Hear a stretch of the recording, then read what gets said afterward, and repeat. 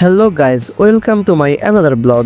আশা করি আপনারা সবাই ভালো আছেন। আলহামদুলিল্লাহ, আমি অনেক ভালো আছি। আজকে শুক্রবার, আর শুক্রবার মানেই ছুটির দিন। ছুটির দিনটা কাজে লাগানোর জন্য আমরা চলে যাচ্ছি ক্রিকেট খেলার উদ্দেশ্যে। আমাদের বাসার আশেপাশের মাঠ ফাঁকা না থাকার কারণে চলে যাচ্ছি শহরের আউটসাইডে ইটভাটায়। আমরা খেলার মাঠে এসে দেখি অলরেডি অনেক মানুষ খেলা শুরু করে দিয়েছে। তারপরে আমরা সবাই খেলার জন্য এই যে পাশের এই মাঠটা সিলেক্ট করি। মাঠে আসার সঙ্গে সঙ্গেই খেলা যেন খুব তাড়াতাড়ি শুরু করতে পারি, তার জন্য ব্যাট দিয়ে স্টাম্পগুলো বসাতে থাকি। আর ওইদিকে বড় ভাইয়েরা কে কোন দলে খেলবে সেটা নিয়ে ডিসকাস করতেছিল। ভিউয়ার্স, ততক্ষণে আমি আপনাদেরকে আমাদের খেলার মাঠের পাশে ইটভাটার কিছু কাজের দৃশ্য দেখিয়ে আসি। আপনারা হয়তো বা অনেকেই ইট তৈরি করা দেখেছেন।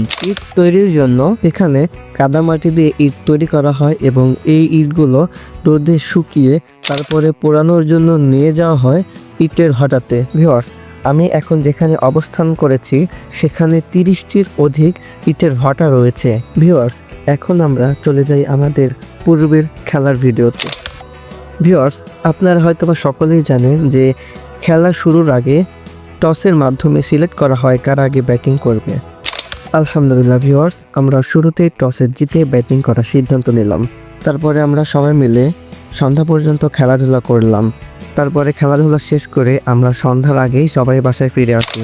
সো ভিউয়ার্স, আমি শাহরিয়ার সাবিত খেলার মাঠ থেকে বিদায় নিচ্ছি। দেখা হবে নেক্সট কোনো ভিডিওতে। আল্লাহ হাফিজ।